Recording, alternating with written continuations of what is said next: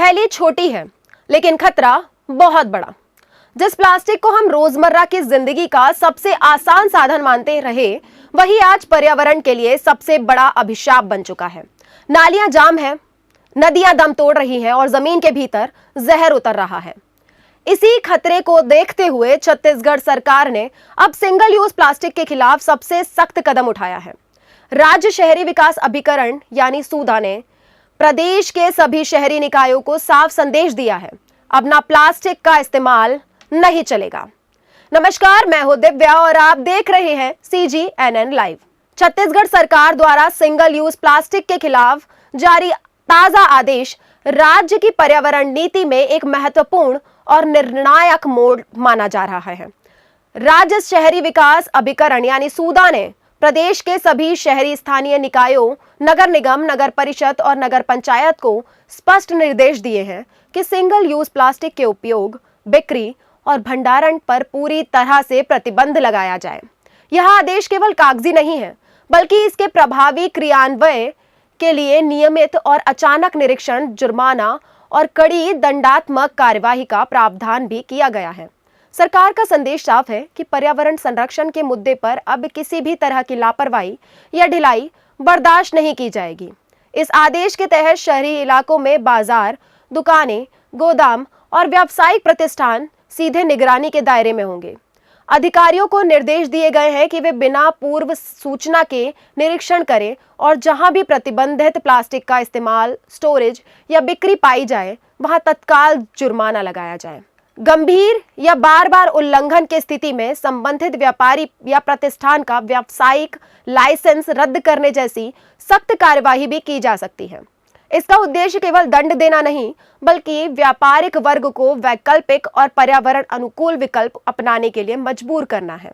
सूदा द्वारा जारी नई एडवाइजरी में यह साफ किया गया है कि सिंगल यूज प्लास्टिक से पर्यावरण नुकसान अब गंभीर स्तर पर पहुंच चुका है। नालियों में जाम होना, नदियों और जल स्रोतों के प्रदूषित होने, पशुओं के स्वास्थ्य पर पड़ने वाले दुष्प्रभाव और मिट्टी की उर्वरता घटने जैसे मुद्दे लंबे समय से सामने आते रहे हैं।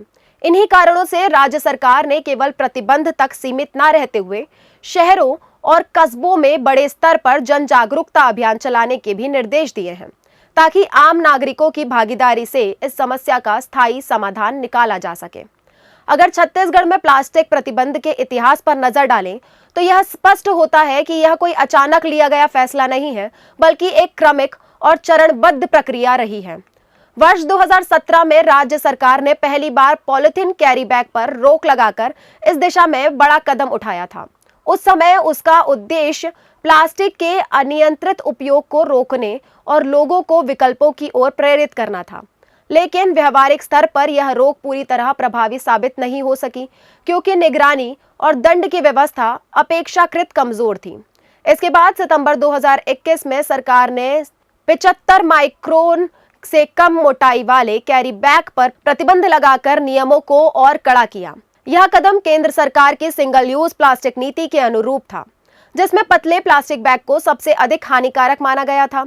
हालांकि इस दौर में भी कई जगह नियमों का पालन आधा अधूरा ही रहा और बाजारों में प्रतिबंधित प्लास्टिक खुलेआम इस्तेमाल होता रहा, जिससे यह साफ हो गया कि केवल नियम बनाना पर्याप्त नहीं है, बल्कि सख्त क्रियान्वयन जरूरी है।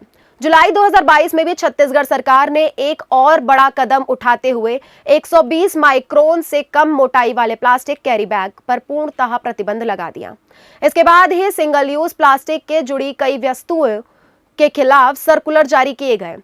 इस चरण में सरकार ने यह संकेत दिया कि आने वाले समय में नियमों को और कड़ा किया जाएगा और किसी भी तरह की ढील नहीं दी जाएगी।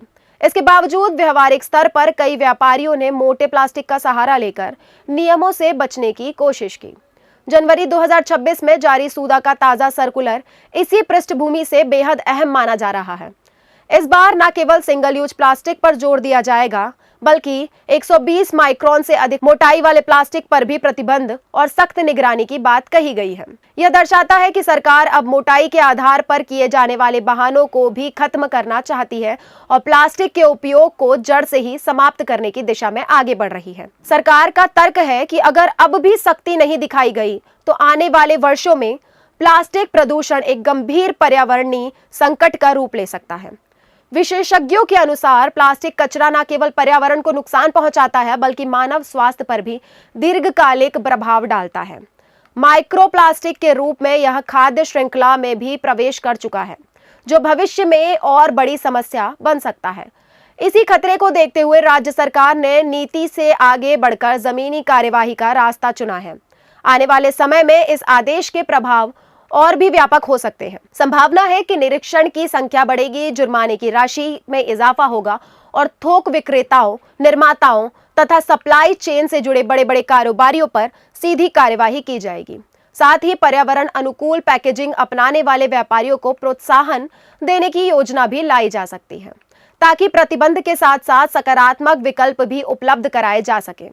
कुल मिलाकर छत्तीसगढ़ में सिंगल यूज प्लास्टिक पर प्रतिबंध एक लंबी, क्रमिक और सोची समझी प्रक्रिया का परिणाम है। मौजूदा आदेश यह स्पष्ट करता है कि सरकार अब केवल निर्देश जारी करने तक सीमित नहीं रहना चाहती, बल्कि सख्त निगरानी और कार्यवाही के जरिए वास्तविक बदलाव लाने का इरादा रखती है। यदि यह सख्ती इसी तरह बनी रही और जनता भी इसमें सहयोग करती रही, तो आने वाले वर्षों में छत्तीसगढ़ प्लास्टिक नियंत्रण और पर्यावरण संरक्षण के मामले में देश के लिए एक मिसाल बन सकता है। प्लास्टिक पर प्रतिबंध सिर्फ कानून नहीं, हमारी जिम्मेदारी भी है। सरकार की कार्यवाही कितनी असरदार होगी, यह आने वाला वक्त बताएगा, लेकिन बदलाव तभी मुमकिन है जब प्रशासन के साथ जनता भी सहयोग करे। आप इस फैसले को कैसे देखते हैं, अपनी राय कमेंट में जरूर बताइए।